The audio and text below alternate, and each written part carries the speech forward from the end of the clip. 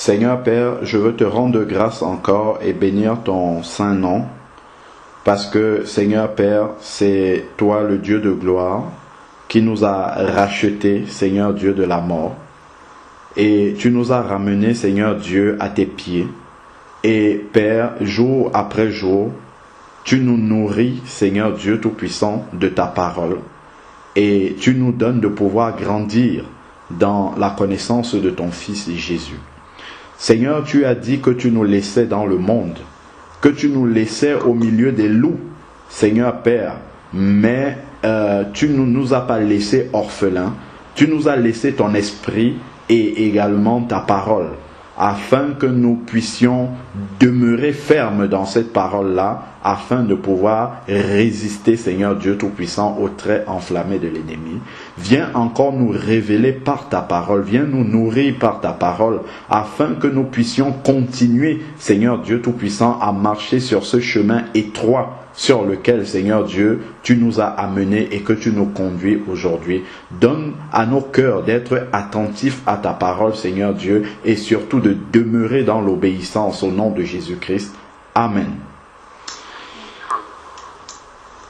Alors, donc, le sujet que j'ai à cœur qu'on partage est un sujet qui est vraiment utile et fondamental pour notre vie chrétienne, pour notre vie avec le Seigneur au quotidien. C'est quelque chose sur laquelle il faut vraiment veiller instant par instant. Parce que si on ne veille pas, c'est comme ça que progressivement, en fait, on va commencer un petit peu à laisser des choses s'installer dans notre vie et on va s'éloigner petit à petit du Seigneur.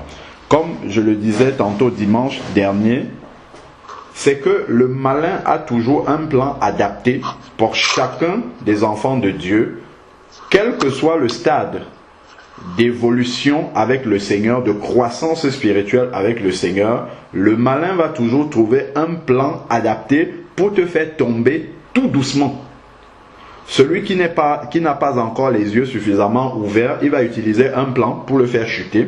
Celui qui a déjà les yeux ouverts, il va utiliser des subtilités pour pouvoir t'amener à sortir de la volonté de Dieu. C'est pour ça qu'on parle du malin, parce que ses plans sont toujours assez subtils. Et parfois on parle de séduction, parce que ça ressemble tellement à la vérité, mais ça ne l'est pas.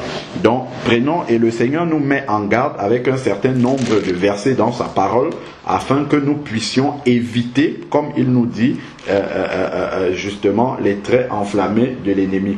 Prenons Romains 12, verset 2, que nous connaissons bien. Donc, le message que nous allons partager, c'est au sujet de la pensée, tout simplement. C'est que la pensée est le siège même, le siège premier du combat spirituel. C'est-à-dire que si le malin veut vous faire tomber, c'est votre pensée qui l'attaque tout de suite. C'est aussi simple, c'est vraiment à ce niveau-là, parce qu'on va souvent chercher très loin des choses qui sont pourtant très simples. Si le malin veut empiéter sur votre vie spirituelle, il suffit qu'il attaque, les gens du monde disent qu'il attaque ton mental.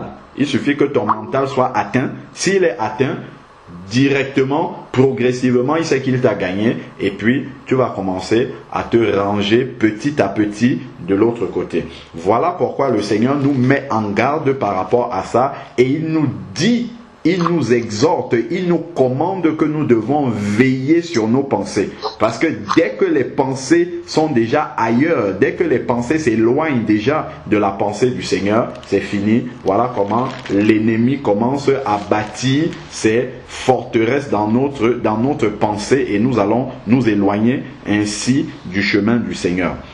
Alors, il dit au verset 2, Romains 12, verset 2. Romains chapitre 12, verset 2 nous dit: ne vous conformez pas au monde présent. Dans un autre passage, c'est au siècle présent.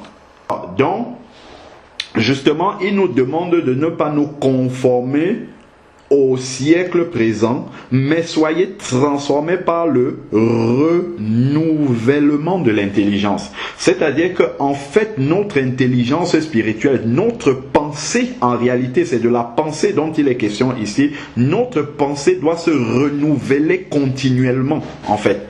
Si notre pensée n'est pas renouvelée, nous allons nécessairement à un moment ou à un autre baisser la garde et sortir de la volonté du Seigneur. Voilà pourquoi nous devons veiller à ce que notre pensée soit constamment renouvelée, parce que le monde, lui, ne se prive pas de nous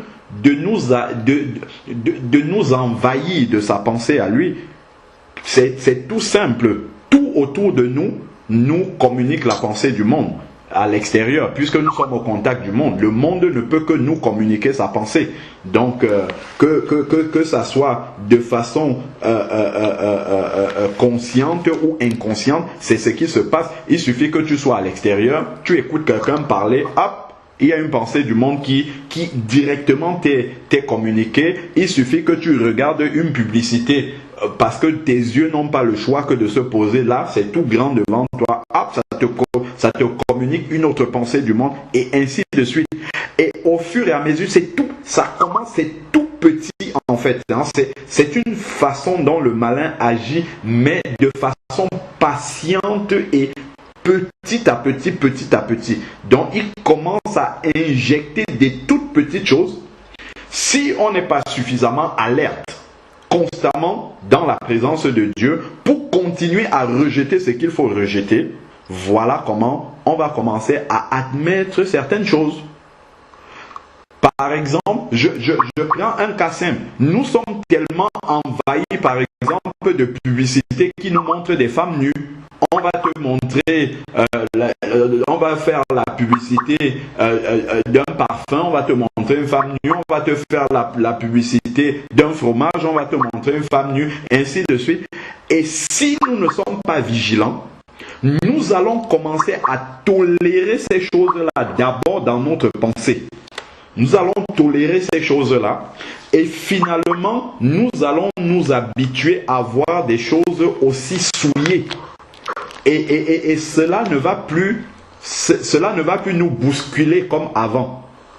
Et le fait que ça ne nous bouscule plus, voilà comment progressivement, nous allons commencer à permettre des choses dans notre vie, à nous éloigner de la sainteté de Dieu, et le malin aura réussi à placer des choses, des pierres d'achoppement par rapport justement à notre communion avec Dieu.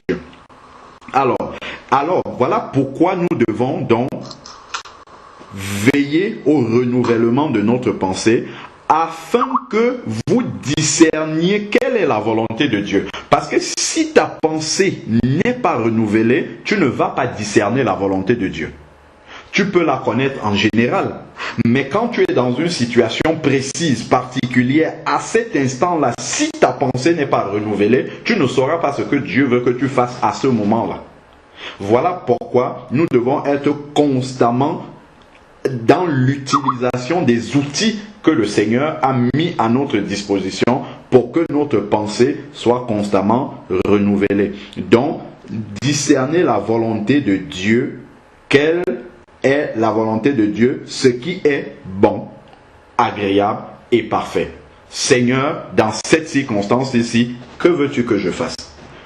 Fais par exemple l'expérience de sortir de chez toi le matin sans avoir médité la parole de Dieu, et lorsque tu as médité, il y a une grande différence entre les deux.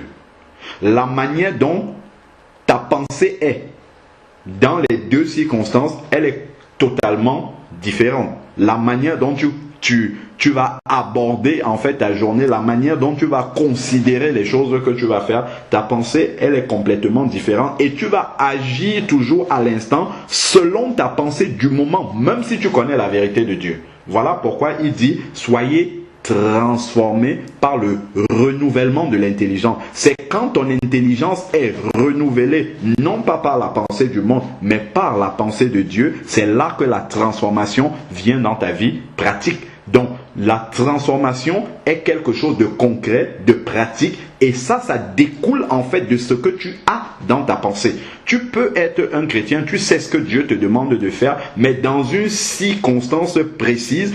Je prends par exemple, tu vas peut-être aller au travail, et voilà, tu es en retard. On va te poser la question de façon comme ça, mais pourquoi tu es en retard? Hop, directement, il y a un petit mensonge qui va sortir. Pourquoi? Parce qu'à l'instant, ta pensée n'est pas alignée sur la pensée de Dieu. Ta pensée est plutôt de te dire comment est-ce que au boulot, entre guillemets, je vais sauver la face.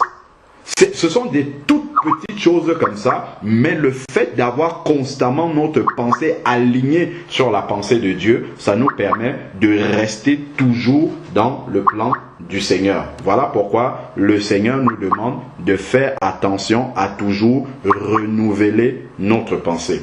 Amen. Prenons maintenant Philippiens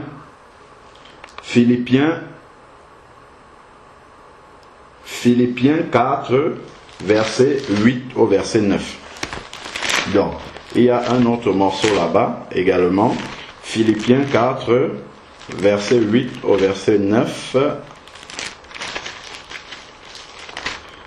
Philippiens 4, verset 8. Il dit, au reste, frères, que tout ce qui est vrai, tout ce qui est honorable, tout ce qui est juste, tout ce qui est pur, tout ce qui est aimable, tout ce qui mérite l'approbation, ce qui est vertueux et digne de louange, soit l'objet de vos pensées.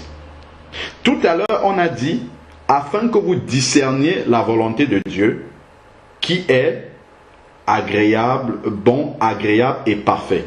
Et cette volonté de Dieu-là, c'est l'ensemble des choses qui nous sont citées ici, là, dans le verset 8, dont les choses honorables, les choses justes, les choses pures, les choses aimables, les choses qui méritent de l'approbation. Si nous remplissons notre pensée avec ces choses-ci, nous aurons constamment une pensée alignée justement sur la pensée du Seigneur.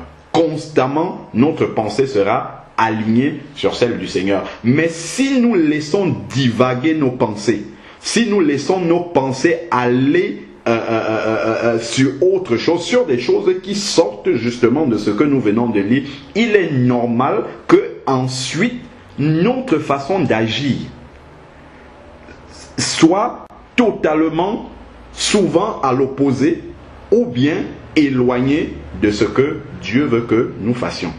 Donc vraiment, c'est pour cela que le Seigneur nous dit, si tu veux que la transformation vienne dans ta vie, voici ce qui doit être l'objet de ta pensée. Ta pensée doit être attachée à cela. Verset 9, ce que vous avez appris, reçu et entendu, et que vous avez vu en moi, pratiquez-le. Pratiquez-le, et le Dieu de paix sera avec vous. Non seulement tu remplis ta pensée, justement de la pensée de Dieu, mais ensuite il faut pratiquer ce que tu as reçu. C'est en pratiquant cela que ça va s'installer aussi de façon habituelle dans ta pensée. Donc voilà vraiment comment est-ce que nous devons marcher pour être constamment dans la volonté du Seigneur. Donc, remplis nos pensées de ce qui est vertueux, ce qui est pur, ce qui est digne. Cela veut dire que nous devons veiller constamment à ce qui inonde nos pensées. Donc, si nous voyons des sujets qui sont en train d'occuper notre pensée et qui sont des sujets qui vont nous éloigner en fait du Seigneur, tout de suite il faut dire, ah, il faut que j'arrête.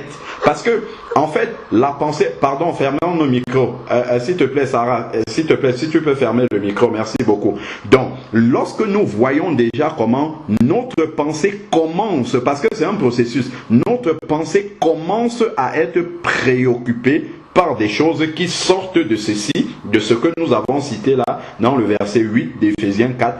Tout de suite, le Saint-Esprit va toujours nous mettre en alerte. Fais attention à la manière dont, en fait, ce qui est en train de cheminer dans ta tête. Fais attention à cela. Donc, immédiatement, il faut arrêter cela. Et le Seigneur nous a donné, nous allons voir, des armes utiles pour arrêter comme ça, directement, l'évolution, le cheminement dans notre pensée des choses qui ne glorifient pas le Seigneur. Mais nous devons veiller, parce que c'est là-dessus vraiment que le combat spirituel se gagne ou se perd.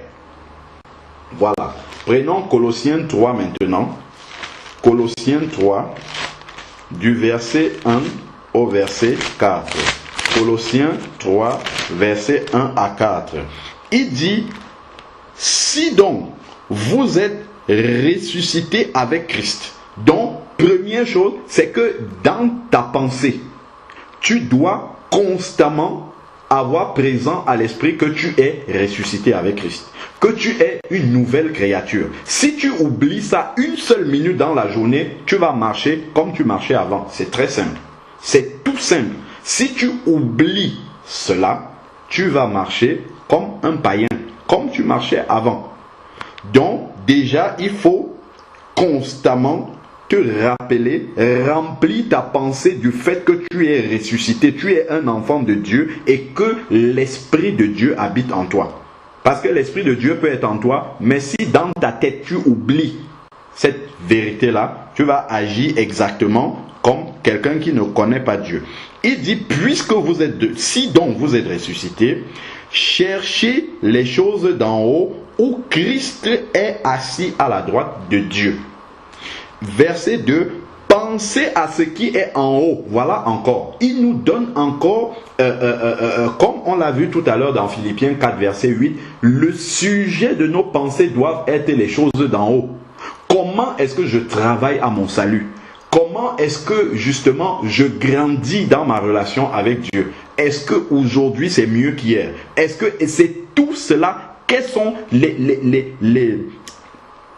qu'est-ce que je dois être constamment en train de cultiver pour me rapprocher davantage de Dieu? C'est tout cela, quand ça occupe notre pensée, le malin n'a aucune place pour venir intégrer des choses dans notre pensée. Mais si nous sommes en train de penser aux choses de la terre, aux choses viles du monde, je ne dis pas, bien sûr, il doit y avoir un moment pour régler les choses de la terre, parce que nous y sommes encore, mais ça ne doit pas être le sujet de notre pensée. Parce que si tu occupes ta pensée avec ces choses-là, il faut savoir que le malin a part déjà à ta pensée. Et si le malin a part à cela, il va intégrer dans ta pensée des choses qui ne viennent pas de Dieu. Et voilà comment tu vas te retrouver en train de t'éloigner. Et non ce qui est sur la terre. Donc, dans le texte original, c'est penser constamment aux choses qui sont en haut. C'est le sujet du royaume de Dieu qui doit occuper toute notre pensée. Car vous êtes morts. Si vous êtes morts, ça veut dire nous sommes morts aux choses de ce monde, aux choses de la terre. Et ça, nous devons nous en souvenir instant par instant. Alors, nous sommes morts, car vous êtes morts et votre vie est cachée avec Christ en Dieu. Quand le Christ, votre vie, paraîtra, alors vous paraîtrez aussi avec lui dans la gloire. Je prends un exemple tout simple. Tu as quelqu'un que tu viens de rencontrer ou avec qui tu es. C'est vrai, la personne te parle des choses et d'autres, mais tout de suite ton esprit est fixé sur la pensée de Dieu. Pour cette personne qui est en face de moi, quelle est la chose la plus importante? C'est qu'il reçoive Jésus. C'est qu'il soit sauvé. C'est la pensée des choses d'en haut. Même si c'est ton collègue, c'est le chauffeur de bus, dans ta pensée, déjà, quand ta pensée génère, pense de cette façon-là, quand il est en face d'un être humain, parce que tout être humain, on l'a lu tout à l'heure, a besoin du salut, d'être sauvé. Donc déjà, ta relation même avec les personnes, tout de suite, tu es là, déjà dans ta pensée, même si la personne te parle de n'importe quoi, tu es en train de réfléchir selon les choses d'en haut et de te demander, Seigneur, donne-moi une occasion de pouvoir lui témoigner ton nom. Voilà par exemple quelque chose de tout à fait simple de comment est-ce que quelqu'un qui a une pensée, la pensée renouvelée par la pensée de Dieu, va se présenter. Alors que si ta pensée n'est pas renouvelée, tu vas venir te placer devant quelqu'un, il te parle de tout et de rien, et tu vas entrer corps, âme, esprit dans sa conversation qui ne va rien t'apporter à l'échelle de l'éternité, et tu vas t'oublier là-dedans. Si tu t'oublies comme ça dans les conversations, c'est-à-dire que tu es totalement, ton être tout entier est comment dire, en communion dans une conversation où Dieu n'a rien à voir, il faut faire attention. Ça veut dire que tu t'es oublié, tu as oublié ta pensée. Et c'est comme ça que le malin, souvent, nous éloigne de la volonté de Dieu. Moi, je sais que souvent, ça m'arrivait, surtout au début de ma conversion, comme j'étais quelqu'un qui aimait beaucoup la musique mondaine, des fois, je suis en train de chanter un cantique comme ça, et après, une fois que j'arrête un petit peu et que je pense à quelque chose d'autre qui, de mon quotidien, après, insidieusement, je me mets comme ça à mimer des chansons du monde. Tout de suite, ça se fait automatiquement. Parce que le malin est là, il veille. Si à un instant précis, tes yeux quittent Jésus, tu oublies, en fait, dans ta pensée, tu oublies vraiment que ta bouche doit être sanctifiée. Tout de suite, des choses qui ne sont pas du Seigneur. Naturellement, les choses d'avant. Parce que avant, je chantais les chansons du monde. Donc, ça revient. Et après, hop, je me reprends. Je dis, mais qu'est-ce qui sort de ma bouche? Pourquoi ça sort de ma bouche? Voilà comment. Et ça, c'est un combat de tous les instants. Parce que si tu laisses ça, ça va s'installer, ça restera. Et tu verras que tu seras éloigné souvent de ce que Dieu veut que tu fasses. Des fois, tu vas rentrer chez toi. Quand tu vas rester comme ça, le Saint-Esprit va commencer à te parler. Regarde, tu as eu telle chose dans ta journée. À ce moment-ci, je voulais que tu agisses comme ça. Mais comme tu n'étais pas connecté, tu es passé à côté. À tel autre moment, je voulais que tu sois dans tel état, que tu parles comme ça. Mais hop, tu es passé encore à côté. Et ainsi de suite. Et ça, c'est quelque chose que nous devons, auquel nous devons travailler. Et qu'est-ce qui va se passer? C'est que lorsque notre pensée est renouvelée comme ça, verset 5 maintenant et suivant, puisque notre pensée, comme il a dit tout à l'heure, soyez transformés par le renouvellement de l'intelligence, cette transformation-là va venir dans notre vie lorsque nous pensons aux choses d'en haut. C'est ce que nous voyons dans Colossiens 3 à partir du verset 5. Puisque je pense constamment aux choses d'en haut, alors je vais faire mourir la nature terrestre. Donc je vais faire mourir ce qui est encore ici sur la terre et qui n'est pas conforme aux choses d'en haut auxquelles je pense. Parce que je ne peux pas avoir la pensée tournée vers les choses d'en haut et que ici sur la terre, mes membres, mon corps, ma bouche prononcent des choses de la terre ou des choses qui sont insensées, qui n'ont rien à voir avec le Seigneur. Ça veut dire qu'il y aurait une contradiction. Ma pensée ne peut pas être dans les choses célestes et puis mes membres ici sur la terre sont totalement éloignés du Seigneur. Il y a une corrélation entre les deux. Soyez transformés. Donc c'est parce que la pensée est régénérée, la pensée est renouvelée, que cela va entraîner automatiquement la sanctification dans notre vie. C'est-à-dire va amener la sainteté dans notre vie parce que ce qui est en haut est saint. Donc maintenant, il faut que ce qui est resté en bas de moi s'aligne avec cette sainteté-là. Et ça commence dans la pensée. Et il va dire, faites donc, à cause du fait que votre pensée est attachée aux choses d'en haut, il faut maintenant que les choses d'en bas aussi s'alignent là-dessus. Il dit, faites donc, c'est à partir... C'est Colossiens 3, verset 5 au verset 10. Faites donc mourir la nature terrestre, l'inconduite, l'impureté, les passions, les désirs, les mauvais désirs, la cupidité, qui est une idolâtrie. C'est pour cela que vient la colère de Dieu sur les rebelles. Vous marchiez ainsi autrefois, donc avant lorsque vous étiez loin du Seigneur, c'est comme ça que vous marchez. Mais aujourd'hui, tu es dans le Seigneur. Ta pensée doit être alignée sur celle de Dieu. Donc, tu ne peux plus continuer à marcher comme ça. Lorsque vous viviez dans ces péchés. Mais maintenant, donc il y a une différence, il y a une nouveauté qui est arrivée dans votre vie. Vous aussi rejetez tout cela. C'est lorsque ta pensée est renouvelée, est connectée aux choses d'en haut, que tu vas rejeter la colère. Ça peut t'arriver spontanément de te mettre en colère, mais tu ne vas pas rester dans cet état-là. C'est ça le danger. C'est lorsque nous entrons dans un état qui ne glorifie pas Dieu et que nous y restons. Parce que nous savons que le malin est toujours là pour nous tendre des pièges. Hop, on va entrer, mais immédiatement, il faut qu'on se rende compte, tout de suite. Il faudrait que nous écoutions la voix de l'Esprit de Dieu qui va dire attention à l'état dans lequel tu t'es mis, parce que ça va t'entraîner beaucoup plus loin.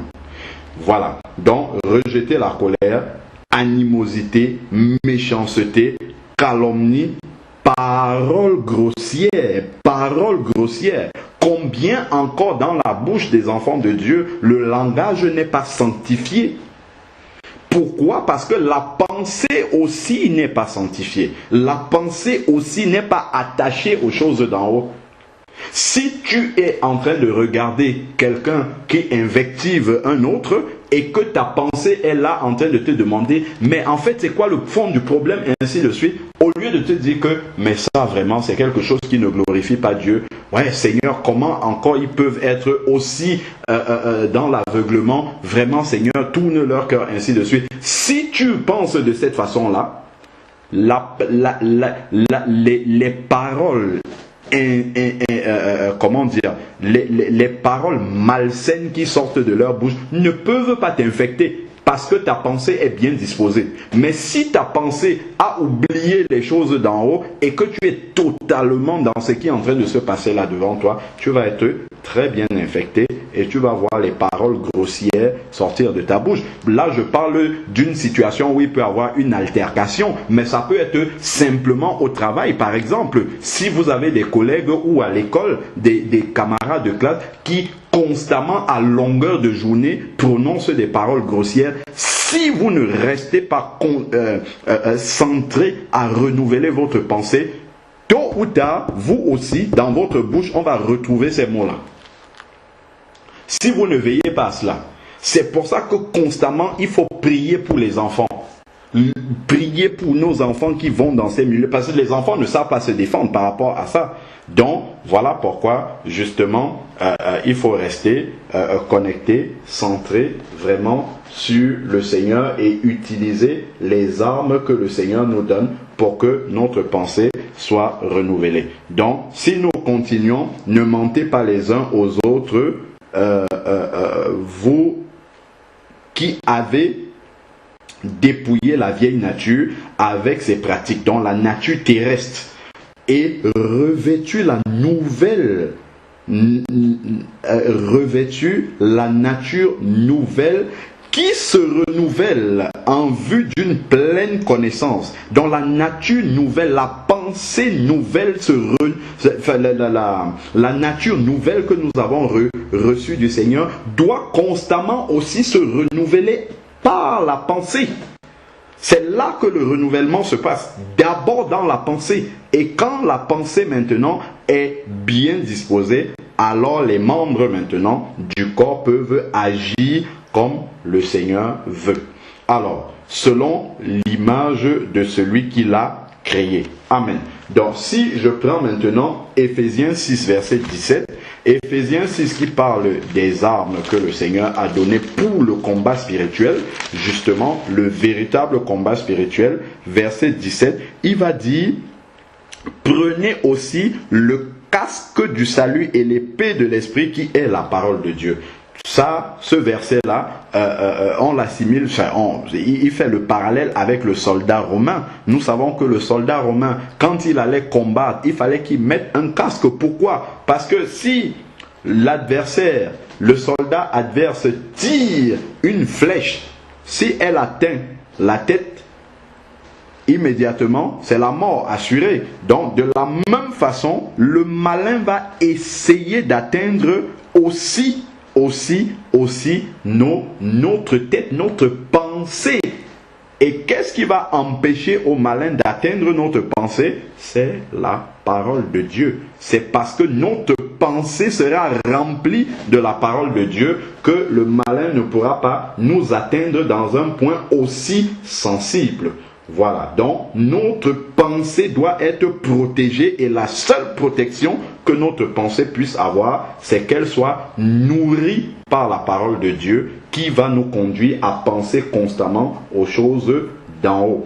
Alors, allons-y maintenant au verset 1 Corinthiens 10, 2 Corinthiens 10, autant pour moi, 2 Corinthiens 10, du verset 3 au verset 5.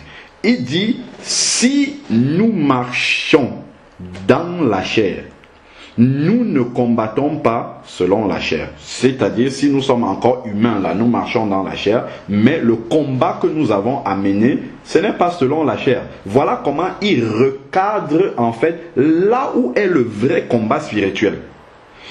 Car les armes avec lesquelles nous combattons ne sont pas charnelles, mais elles sont puissantes devant Dieu. Faire quoi? Renverser les forteresses. Souvent on se dit, oh, les forteresses, ça doit être des hôtels que les marabouts ont fait, ainsi de suite. Soit. Mais regardons ici, verset 5. Nous renversons les raisonnements. Ces forteresses-là, ce sont les raisonnements qui sont dans la pensée humaine. 2 Corinthiens 10, verset 3 au verset 5. Nous renversons les raisonnements. Le raisonnement s'installe où? Dans la pensée. Les gens du monde qui sont loin du Seigneur, pour la plupart, c'est dans la pensée. Les raisonnements s'établissent dans la pensée. La connaissance de Dieu, et nous amenons quoi? Toute pensée. C'est d'abord la pensée qui devient captive à l'obéissance de Christ. Parce que si la pensée n'est pas soumise à l'obéissance de Christ, alors le raisonnement trouve toute sa place. Et nous savons que le raisonnement, c'est tout sauf la pensée du Seigneur. C'est construit sur la pensée totalement humaine.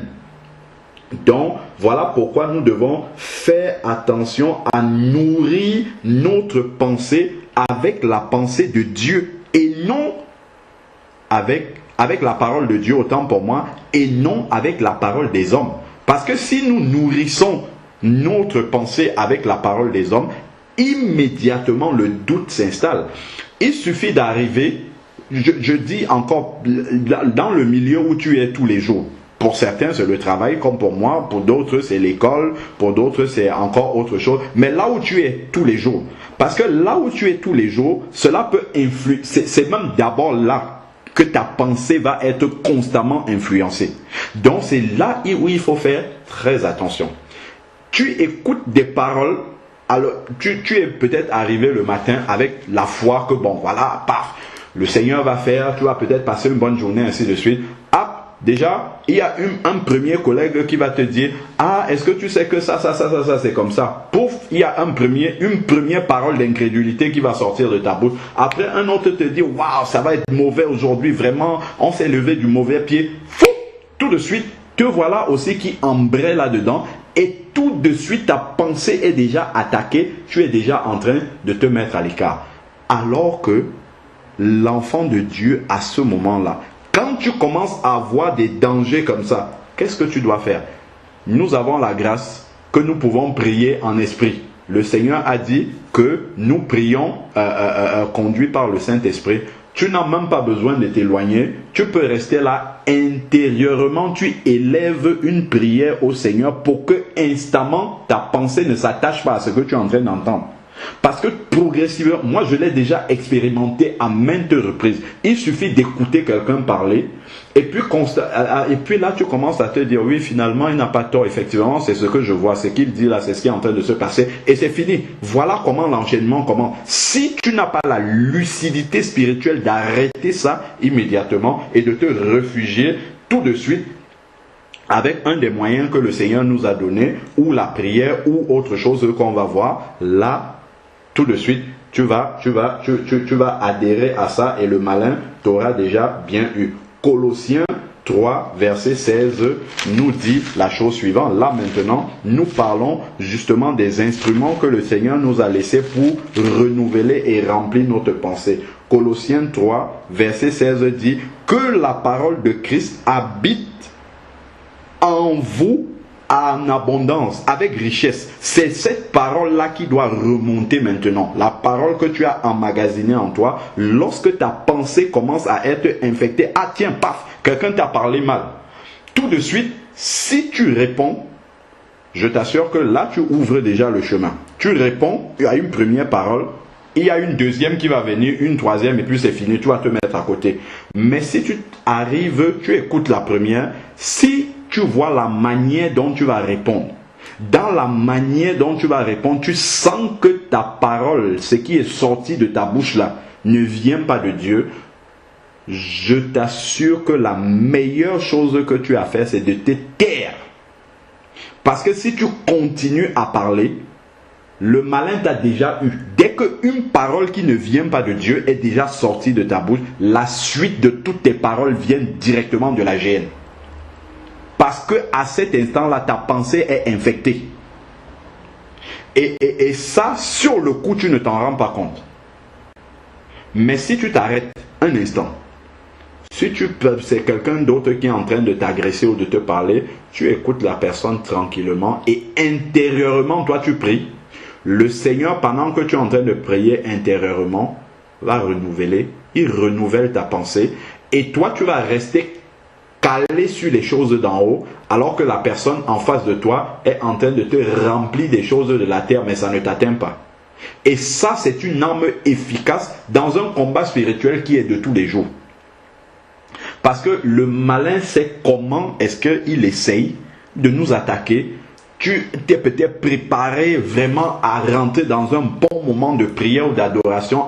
C'est à ce moment-là que quelqu'un qui est à côté de toi ou proche de toi va venir avec quelque chose qui va tellement t'affliger, t'énerver au travers d'une seule parole. Et si tu cèdes à cette parole, si tu réponds, c'est bon. Le malin a gagné. Il veut juste allumer une petite étincelle comme ça. Il allume et puis il laisse. Il regarde. Donc, si tu n'es pas vigilant, de t'arrêter dès que tu vois comment tu es en train d'entrer dans cet état-là, de t'arrêter net, de te couper, d'aller peut-être dans un endroit calme, de prier un instant, ou bien de chanter un petit cantique pour que ça te remette dans la pensée de Dieu. Si tu restes dans cet état-là, le malin aura tout gagné. Et c'est sur ces petites choses-là que le malin réussit à nous faire ne pas être dans la volonté de Dieu. C'est dans les choses simples comme ça. Toutes simples. Ça, ce sont des choses de tous les jours, de tous les instants. Parce qu'il sait que notre pensée est constamment en train de recevoir des choses. La pensée ne peut pas rester vide. Il y a un frère, je le dis souvent, qui disait que toutes les 8 secondes, la pensée reçoit une nouvelle information qui vient de dehors. Et nous savons que l'information qui nous inonde le plus, c'est l'information du monde, parce que nous y sommes. Donc, c'est un combat de pouvoir renverser tout ce que nous recevons là par la parole du Seigneur. Voilà pourquoi il dit que cette parole-là abonde, habite avec abondance, avec richesse au milieu de vous, parce que nous en avons besoin. Instruisez-vous et avertissez-vous réciproquement en toute sagesse par les psaumes, les hymnes, les cantiques spirituels sous l'inspiration de la grâce. Chantez de tout votre cœur. Voilà des armes qui vont permettre que notre pensée soit constamment renouvelée. Si tu voulais t'énerver, dès que tu sens une parole sortir, reste calme. Ne continue pas à écouter ce qui est en train de sortir. Retire-toi dans un endroit. Commence à fredonner un petit cantique. Tout de suite, déjà, la paix va revenir. Alors que l'électricité était en train de monter en toi, tout de suite, déjà, la paix va revenir. Qu'est-ce qui fait que la paix soit en train de revenir? C'est que ta pensée qui était là, alignée sur ce que tu entendais, qui te faisait entrer dans tous tes états, ta pensée va quitter ce domaine-là et commencer maintenant en fait à se rattacher à ce à quoi il doit être attaché. Colossiens 3, aux choses d'en haut. En fredonnant les cantiques du Seigneur, tout de suite, ça te fait revenir dans un état beaucoup plus serein, beaucoup, et cet état-là te permet de relativiser ce que tu viens d'entendre. Toutes ces choses-là qui nous gangrènent, qui nous pourrissent la vie tous les jours, tu vas commencer à relativiser. Oh Seigneur, en chantant tes cantiques, je réalise que tu es grand. Tout ce qui m'arrive là sont des choses de la terre, ça s'arrêtera. Mais moi, je t'appartiens. Et voilà comment le diable, justement, il va se dire, ah, celui-là, il m'a encore eu aujourd'hui. Il va partir et il revient à la prochaine occasion, comme nous dit la parole du Seigneur.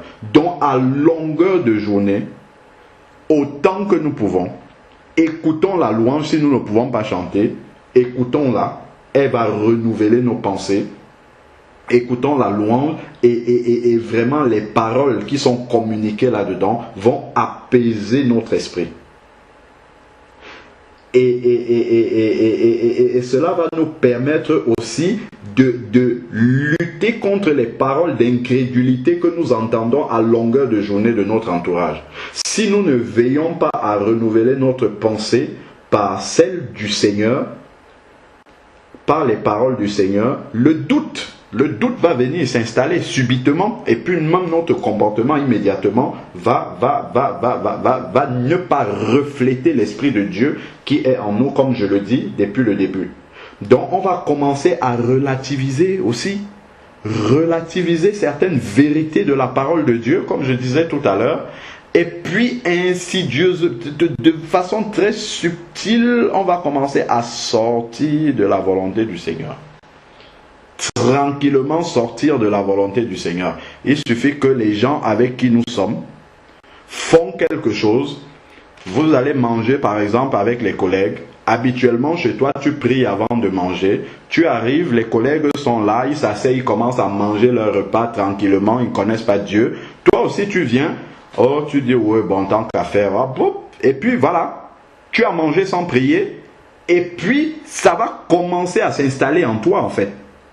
Tu vas commencer à être dans une attitude, en fait, en réalité, tu as renié le Seigneur, tu ne le sais pas, hein, mais c'est ce que tu as fait. Parce que, habituellement, tu manges, mais comme tu es au milieu des personnes qui ne le font pas, finalement, ces personnes-là, par leur esprit qui n'est pas celui du Seigneur, te contaminent et tu te laisses contaminer. Mais si ta pensée est renouvelée, nous avons vu Daniel qui a dit, même si tous les gens du royaume se prosternent devant la statue de Nebuchadnezzar, moi je vais toujours adorer mon Dieu, je ne me prosterne pas devant lui. Aujourd'hui, ne pas prier dans un lieu public avant de manger, c'est se prosterner devant le malin. Mais nous sommes des enfants de Dieu, nous savons d'où nous venons. Même si qui est en face de toi, tu baisses la tête, tu pries au nom de Jésus pour sanctifier le repas que tu es en train de manger. Ce sont des petites choses comme ça dans lesquelles le monde dans lequel nous vivons nous influence et influence notre pensée. Et voilà comment, justement, nous sortons de la volonté de Dieu. La foi vient de ce qu'on entend. Et ce qu'on entend vient de la parole de Dieu. Donc constamment, notre pensée doit être renouvelée par la parole du Seigneur.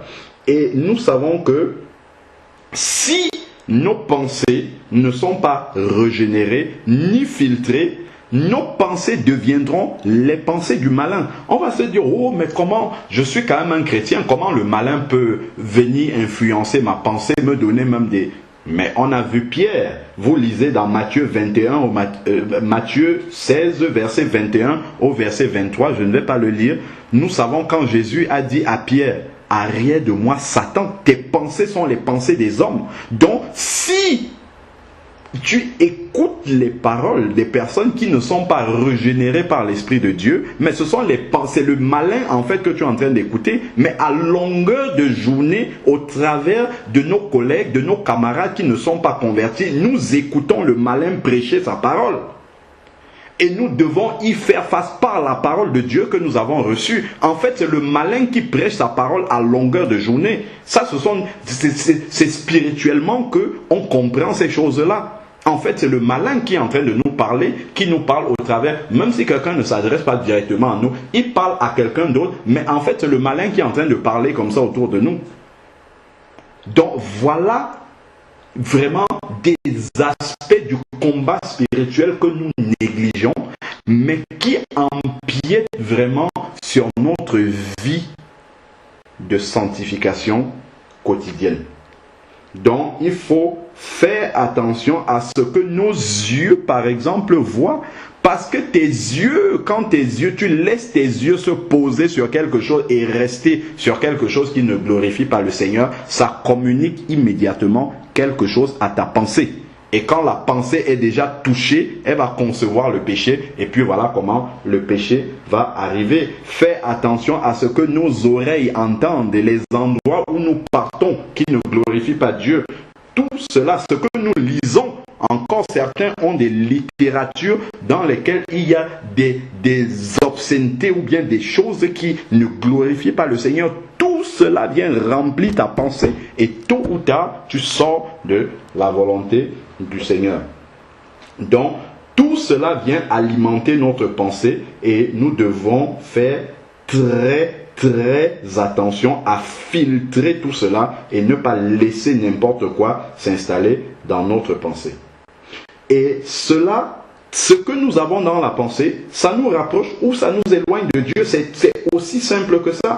Si notre pensée est vide ou errante, si nous laissons notre pensée errer, penser à des choses de la terre, ça, après tel autre, ainsi de suite, et qu'elle n'est pas remplie par la parole de Dieu, c'est très simple. Le prince de la puissance de l'air, c'est le malin. La Bible le dit dans Éphésiens 2, du verset 1 au verset 2, que le malin est le prince de la puissance de l'air, c'est-à-dire qu'il est présent partout. Je disais tantôt qu'au travers de toutes les personnes non converties qui sont autour de nous, c'est le malin qui nous prêche sa parole. Et comme il est là partout, forcément, il va venir occuper notre pensée parce qu'elle est vide. Si elle n'est pas remplie, l'apôtre dit là-bas que la parole de Dieu habite en abondance. Si nous ne sommes pas remplis de cette parole, si notre pensée n'est pas remplie par la louange du Seigneur, mais le malin va venir occuper le terrain. Parce qu'au travers de tout ce avec quoi nous sommes en contact, ce n'est que lui qui nous communique et nous véhicule sa pensée de multiples façons. 2 Corinthiens chapitre 11 verset 3 au verset 4. 2 Corinthiens 11 verset 3 à 4. Alors il dit: toutefois, de même que le serpent séduisit Ève par sa ruse, je crains que vos pensées, regardez là où l'apôtre situe le début de la séduction. Il dit: je crains que vos pensées ne se corrompent et s'écartent de la simplicité et de la pureté à l'égard de Christ. Car si le premier venu vous prêche un autre Jésus, la séduction, que celui que nous avons prêché, ou si vous recevrez un autre esprit que celui que vous avez reçu, ou un autre évangile que celui que vous avez reçu, que vous avez accueilli, vous le supportez bien. Donc ici, il place la séduction, le début, la racine, le cœur d'où la séduction commence, il place cela dans la pensée. C'est d'abord dans la pensée. Et il fait allusion à ce qui s'est passé avec Ève. De même que Ève fut séduite, si vous allez dans Genèse 3, vous allez voir comment les choses se sont passées dans le jardin d'Éden. Genèse 3, verset 1 au verset 6. Cela est bien expliqué. Je ne vais pas tout relire le passage. Je vais juste lire le verset 6 qui nous montre comment la séduction s'est passée. La femme vit que l'arbre était bon à manger. Comment est-ce qu'elle a... C'est pas la vue seulement. C'est que la vue, ce que ses yeux ont vu, ça a transmis quelque chose à sa pensée. Et la pensée a commencé à convoiter maintenant les choses. Elle vit que l'arbre était bon à manger, agréable à la vue, donc d'abord la vue, et propre à donner le discernement. Maintenant, la pensée va être attaquée, va être mise à contribution pour que la séduction puisse s'installer. Donc, voilà comment, justement, la femme, sa pensée a reçu le mensonge du malin. et l'acte de désobéissance a donc suivi. Donc voilà pourquoi nous devons vraiment veiller, faire très attention. Donc nous devons vraiment nous livrer un combat sans merci, vraiment en filtrant tout ce qui passe dans notre pensée. Tout ce qui passe dans notre pensée, nous ne devons pas laisser libre cours justement à ces choses. Prenons maintenant Colossiens 1, verset 21. Colossiens chapitre 1, verset 21. Donc voilà comment la femme a laissé la vue infecter la pensée, et la pensée justement l'a corrompu, et puis l'acte de désobéissance est venu s'installer. Donc vraiment, si sa pensée avait été renouvelée par la parole, la vraie parole de Dieu, justement, je crois qu'il en aurait été autrement. Mais en laissant la parole de Dieu de côté et en laissant sa pensée comme ça libre de pouvoir se poser et écouter toute parole qui vient d'ailleurs, voilà comment est-ce que notre pensée va être infectée. Alors, Colossiens 1, verset 21 nous dit: et vous qui étiez autrefois étrangers et ennemis par vos pensées. Donc même ceux qui sont ennemis de Dieu le sont d'abord par la pensée. Par vos pensées et par vos œuvres mauvaises. Donc d'abord la pensée est ennemie de Dieu, et ensuite les actes, puisque les actes en fait sont les conséquences de ce qui est dans la pensée. Et voilà comment les actes, puisque la pensée est éloignée de Dieu, la pensée est mauvaise, la pensée est méchante, alors les œuvres, les actes maintenant vont correspondre à ce qui est dans la pensée. Voilà, les œuvres mauvaises vont être entraînées par la pensée mauvaise à la base. Vos œuvres mauvaises. Alors maintenant, nous pouvons terminer avec Marc 12 verset 30. Marc 12 verset 30, qui est tout simple. C'est un verset que normalement nous connaissons. C'est quelqu'un qui a demandé au Seigneur quel est le premier et le plus grand commandement. Et vous allez voir comment ce que nous sommes en train de dire, qui a l'air très simple, c'est quelque chose, c'est un aspect sur lequel le Seigneur a mis une grande importance, une plus grande importance que nous ne pouvons même souvent le considérer. Marc 12, verset 30 dit: c'est le plus grand, le premier et le plus grand de tous les commandements. Le voici: tu aimeras le Seigneur ton Dieu de tout ton cœur, de toute ton âme, de toute ta pensée. Le Seigneur a pris le soin de préciser que ta pensée en fait doit être remplie de Dieu. Pourquoi? Parce que le Seigneur sait que si tu ne l'aimes pas de toute ta pensée, tu vas aimer l'autre avec cette pensée-là. Donc voilà pourquoi le Seigneur a bien précisé que notre pensée doit faire l'objet justement des choses du Seigneur. Nous ne devons pas laisser notre pensée divaguer vide comme ça, pas du tout. Si elle n'est pas occupée par les choses de Dieu, le malin viendra forcément les occuper, et nous verrons de façon pratique que nous connaissons ce qu'il faut faire, mais entre-temps, nous ne faisons pas ce que nous devons faire. Surtout dans l'action, nous allons faire des choses qui sont loin du Seigneur. Donc, veillons énormément sur nos pensées et ne laissons pas n'importe quoi commencer à cheminer dans nos pensées. Il faut arrêter ça immédiatement, soit en priant tout simplement le Seigneur, en méditant la parole de Dieu. Dieu va changer, renouveler nos pensées par sa pensée à lui, soit en entrant dans l'adoration du Seigneur. Là aussi, le Seigneur en même temps renouvelle nos pensées. Il change nos pensées afin que nos pensées s'alignent sur les siennes et que nous marchions comme il veut que nous marchions et non comme notre cœur désire marcher. Donc vraiment, soyons vigilants là-dessus, que toute la gloire revienne au Seigneur. Père, nous voulons te bénir encore pour cette portion que tu nous as donné de partager. Éternel Dieu, tu vois le combat que nous avons à livrer, Seigneur Dieu Tout-Puissant, constamment avec l'autre qui est là, toujours prêt, Seigneur Dieu, à infecter notre pensée afin que nous sortions de ta volonté. Père, mais nous te prions de nous donner de